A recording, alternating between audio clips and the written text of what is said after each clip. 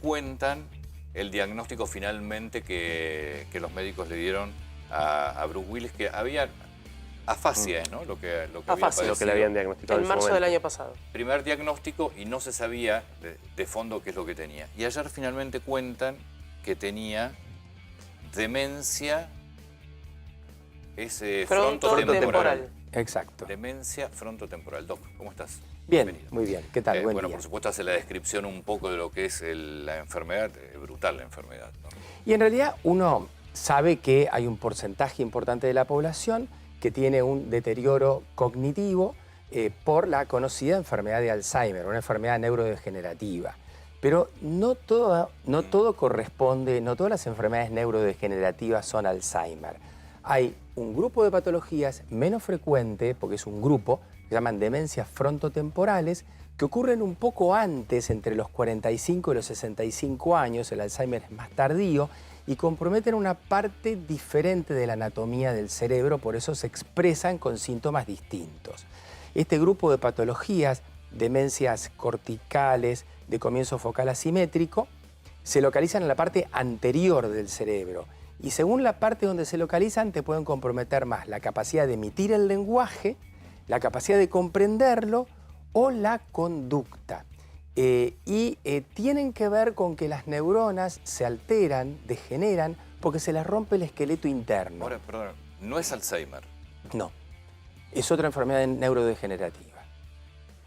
Igual tiene síntomas que hasta son parecidos, ¿no? Acá lo que cuentan es dificultades directamente para hablar, para leer, para comprender. Pero vos sabés que no se solapan por completo. Piensen lo siguiente, una persona que empieza con, por ejemplo, un trastorno de conducta. Alguna cuestión de memoria, pero trastornos de conducta. Sin embargo, vos le vas a hacer la evaluación neurocognitiva típica que se hace para la enfermedad de Alzheimer y quizás no logres ver que la alteración, los parámetros no te indiquen una demencia. ¿Por qué? La mayor parte de los test que usamos detectan si te falla la memoria episódica, que es la que tiene un tiempo y un lugar. ¿Viste? Son todos tus recuerdos. Yo te pregunto quién fue tu compañero de banco de primer grado, dónde te fuiste de vacaciones el año pasado, es tu historia, que es distinto de lo que uno estudia en los libros. Bueno, sí, la Revolución de Mayo fue tal año, la Revolución Francesa. Que eso está archivado en otro lugar y se te olvida más tardíamente. ¿Por qué? Porque la enfermedad de Alzheimer empieza en un lugar en los hipocampos que te perjudica la memoria episódica.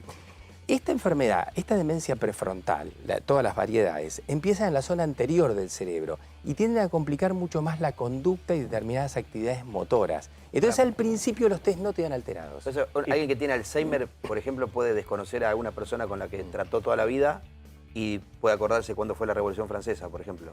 Sí, por ejemplo, mirá, fíjate que vos podés hasta charlar un rato largo con alguien y tiene todos los mecanismos de conversación, pero cuando pasó media hora te das cuenta que te empieza a repetir las mismas preguntas.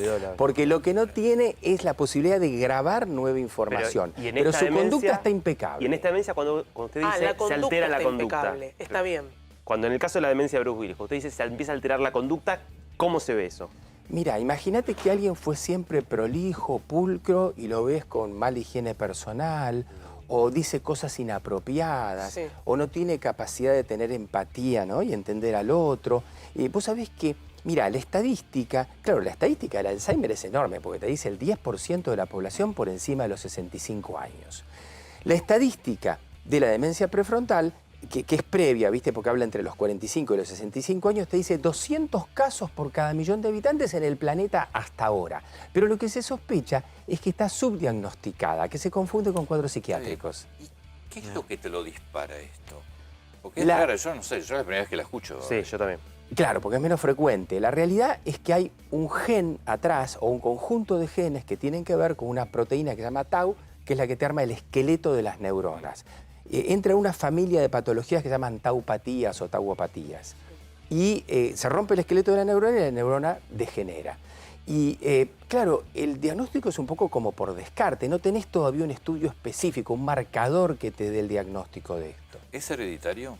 Sí, porque claro, los genes juegan, efectivamente que la genética juega, porque los pacientes te preguntan, y bueno, ¿y cuál es el factor de riesgo? Hasta ahora el factor de riesgo conocido, ¿cuál es?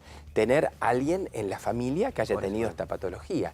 Pero de todos modos no están seguros si siempre tiene que haber un antecedente o puede haber una mutación Está bien, personal. pero por ejemplo los hijos, que ahora están viendo que el padre tiene esta enfermedad, ¿hay algo que puedan hacer para descartarla, para frenarla, si en algún momento tuvieran esa... Bueno, todo eso es un poco como nuevo. Hoy en día se están desarrollando paneles genéticos. Imagínate un panel genético que tiene 350 genes y vos podés encontrar si tenés algún gen que te predispone a la enfermedad de Alzheimer u otra enfermedad degenerativa.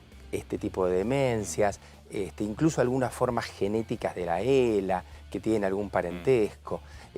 Todo esto es muy nuevo y yo creo que en un tiempo se va a desarrollar de manera mucho más eficiente. Lo que pasa es que vos desarrollás un método diagnóstico y lo difundís en la población cuando del otro lado tenés un tratamiento específico. Y como esta patología todavía no tiene un tratamiento específico, también es complicado que vos brindes una herramienta diagnóstica cuando no podés modificar la situación. Yo te pregunto, tengo un caso particular de una conocida. ¿En cuánto tiempo vos podés desarrollar la enfermedad? Es decir, desde el momento que te detectan hasta llegar a lo peor, digo, ya ni siquiera reconocerse. ¿Cuánto tiempo tarda en avanzar? Y tarda muchos años, porque vos pensás que el cerebro, como todos los órganos, tiene mucho resto.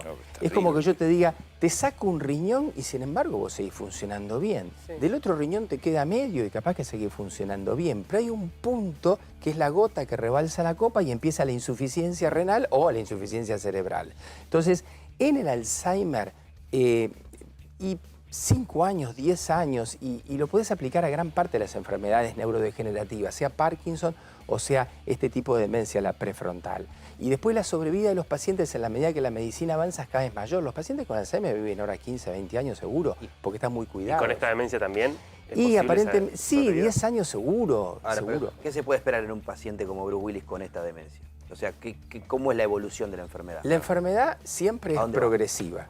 La enfermedad, ¿a dónde va? A un deterioro de la conducta y a un deterioro cognitivo, quiere decir de tus funciones superiores, de tu memoria de corto plazo, de largo plazo, de tu inteligencia ejecutiva, que es podés planificar algo. Imagínate que vos decís, bueno, voy a viajar a Mar del Plata, no sé. Entonces vos en tu cabeza te haces el esquema de todos los pasos que tenés que hacer para viajar a Mar del Plata. Esa inteligencia ejecutiva y de organizar y de proyectar, eso se te complica muchísimo en este tipo de patologías. Y yo tengo una última pregunta. ¿Y el paciente se da cuenta?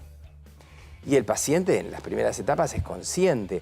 Yo tengo pacientes que tienen cuadros de Alzheimer leves, que pueden conversar con vos, pero que tienen el problema. Y hoy en día, hace unos años no se daba, pero ahora con la gran difusión que estamos haciendo, los pacientes saben que tienen un deterioro cognitivo. Muchos te dicen, tengo que organizar mis cosas. Sí, efectivamente que hoy en día los pacientes, al menos al principio, son conscientes. Es decir, que Bruce Willis, por ejemplo... Y yo estimo que, no sé en qué condición está, pero seguramente sí, calculo. No se lo ve, públicamente no se lo ve. No, desde que fue la última imagen de él, creo que es cuando comunicaron... No, ya cuando tenía la afasia es porque ya estaba... Dijeron que la afasia era un síntoma. Esa fue la última Claro, imagen lo que pasa es que ustedes piensen que por más que tu inteligencia funcione bien, si se te compromete el lenguaje estás muy bloqueado. Y eso ya te genera como una barrera, digamos, en todo lo que tiene que ver con la actividad social. Cuando se habla de demencia senil, ¿se habla de algo más parecido al Alzheimer o más parecido a este tipo de demencia detectada en Bruce Willis? En general, la palabra demencia senil es bastante sinónimo de la enfermedad de Alzheimer. Por lo menos se la usa así. No es a lo mejor un término científico, pero se la usa de esa manera. Y como vos pensás que la mayor parte de las personas que tienen deterioro cognitivo lo tienen por la enfermedad de Alzheimer, es casi un sinónimo.